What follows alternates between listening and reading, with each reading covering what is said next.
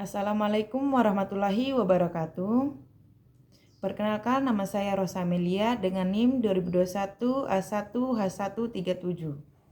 Di sini saya akan menceritakan sebuah dongeng yang berjudul Petualangan si Wortel Kembar. Suatu ketika di sebuah desa Yurmayur, berjalanlah dua gadis wortel menuju gerbang desa dengan tertatih-tatih.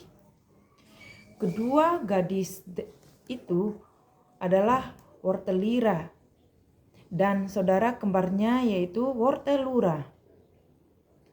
Mereka berdua terpilih untuk menyelesaikan misi suci dari kepala desa, yakni mencari mata air keabadian guna menyelamatkan desa mereka dari kemarau panjang. "Kak Lira, aku lelah sekali," kata Wortelura di tengah perjalanannya. Kenapa sih kita yang mendapatkan misi suci ini?" tanya Wortelira kepada sang kakak Wortelira. Kakak adik itu tampak sangat kelelahan. Wortelura bahkan tampak tidak sanggup lagi untuk berdiri. "Sudah menjadi kita, bangsa wortel, untuk menyelesaikan misi ini, Lura," jawab Wortelira tertengah-tengah. Ras wortel memang terkenal sebagai ras yang mampu bertahan lebih lama tanpa air. Berbeda dengan ras sayur dan buah lainnya, banyak dari mereka yang mati karena kekurangan air. Sebab mereka sangat bergantung dengan air sebagai sumber utama energi mereka. Anak-anak dari kaum sayur dan buah tidak mampu bertahan lebih dari 3 hari. Sementara para orang tua sudah semakin tua dan rapuh. Kemarau yang berkepanjangan di desa ini menjadi malapetaka bagi kaum sayur dan buah bila tidak segera diatasi.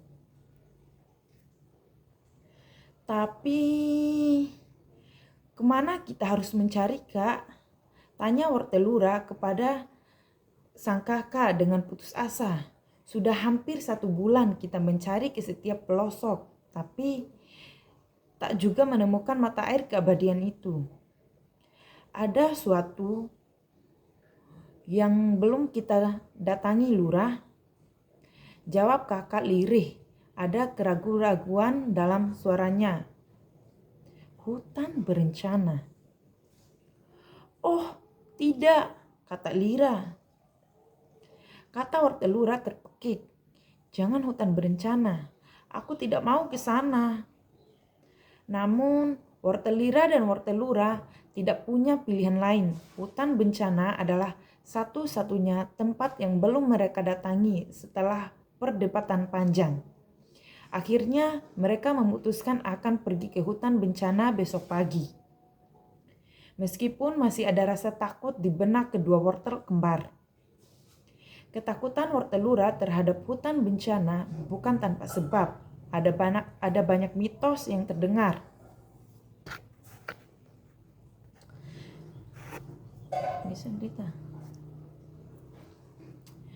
Mitos yang beredar tentang hutan rimba yang gelap itu. Salah satunya menyebutkan bahwa hutan bencana dijaga oleh penyihir Blender.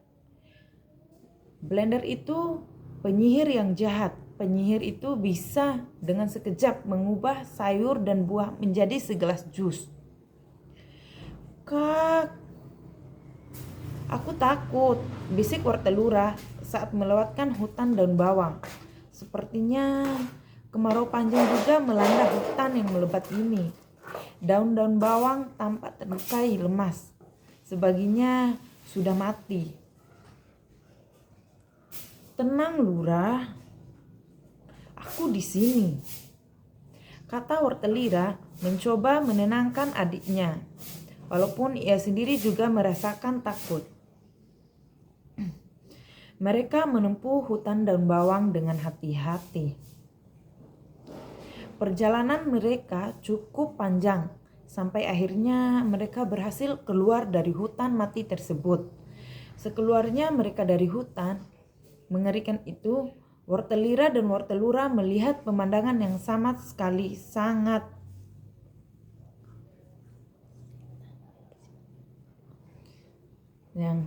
segar.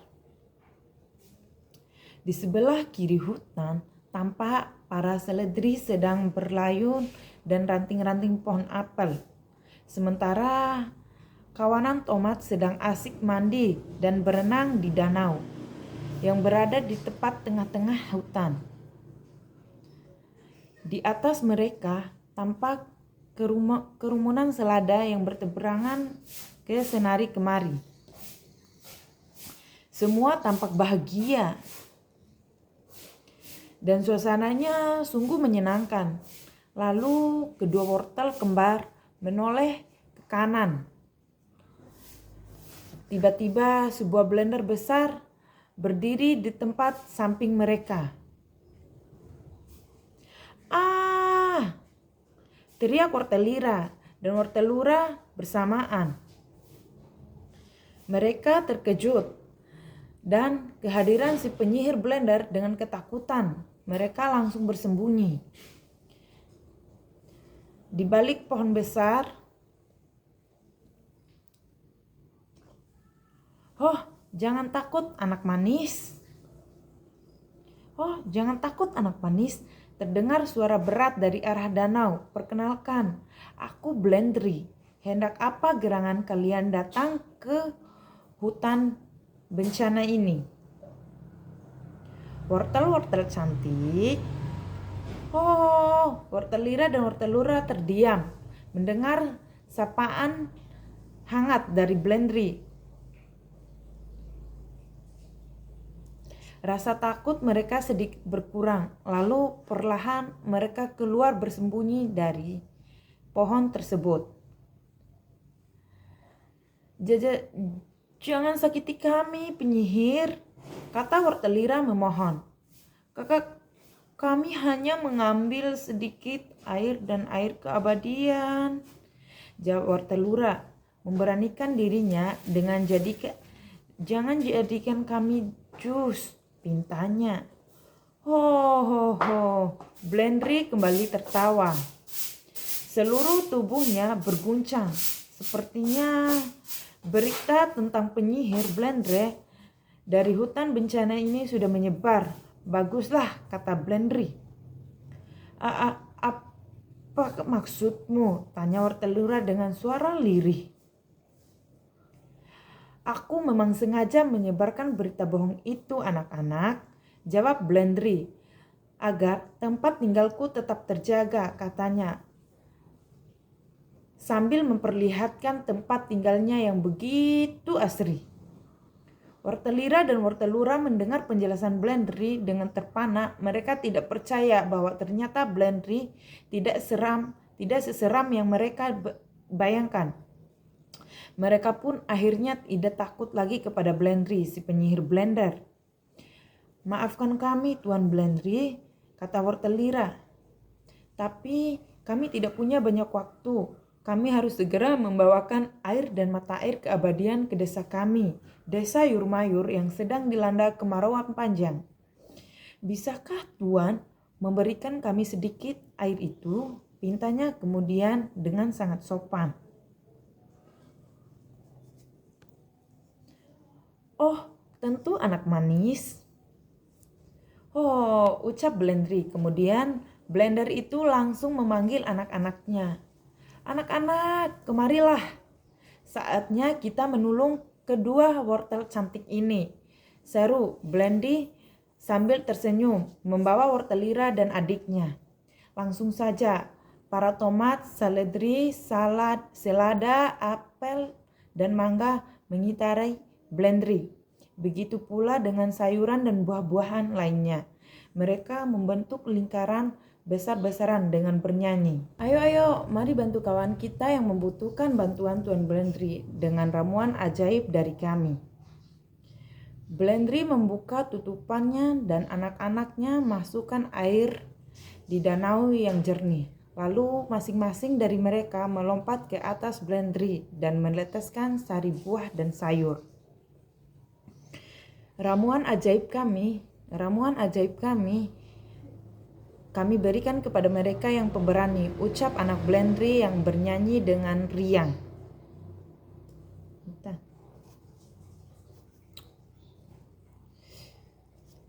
Si penyihir blender itu pun mulai menampakkan ramuan menteranya. Dengan perlahan, semua bahan teraduk menjadi satu. Kemudian, boom! Jadilah jus berwarna-warni yang cantik dan berkilau.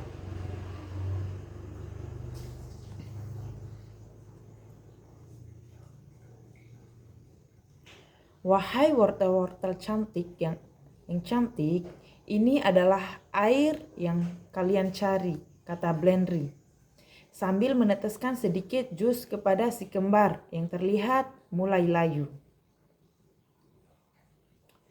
Dengan ajaib, wortelira dan wortelura pun menjadi segar. Segeralah bawa air ini ke desa kalian anak-anak, kata blendery lagi. Lalu teteskan ke seluruh penduduk desa sisanya. Kalian masukkan ke sumber air di desa kalian. Sumber air itu akan kembali mengalir.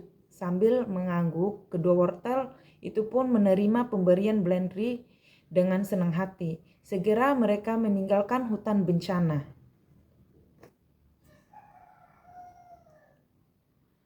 Blendery dengan senang hati, segera mereka meninggalkan hutan bencana dengan kembali ke desa sayur mayur.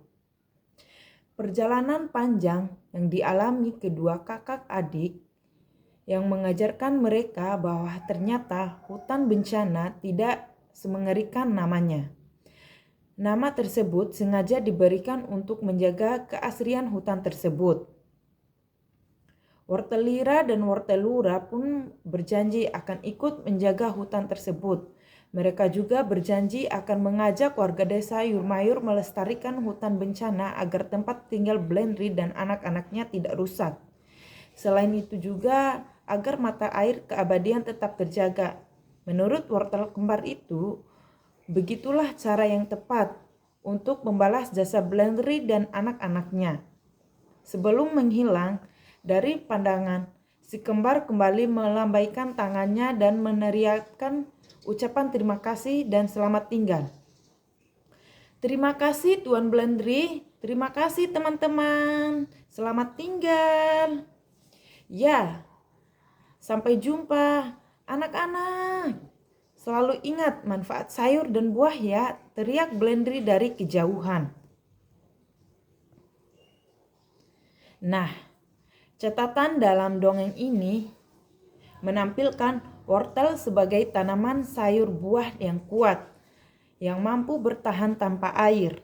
Namun, sesungguhnya wortel adalah sayuran buah yang akan tumbuh dengan optimal pada kondisi tanah yang gembur dan berdanis, baik terhadap pH atau tingkat kesamaan tanah sekitar 5-8 wortel,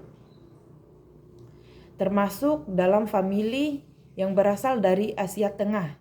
Tanaman ini tumbuh baik di daerah subtropis atau di dataran tinggi, daerah tropis dengan ketinggian 1.200 sampai 1.500 mili di atas permukaan laut.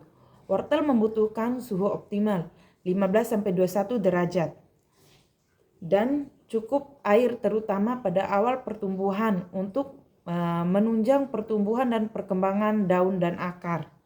Baik, sekian cerita singkat dongeng dari saya. Lebih dan kurangnya saya mohon maaf. Wabillahi taufiq wal hidayah. Wassalamualaikum warahmatullahi wabarakatuh.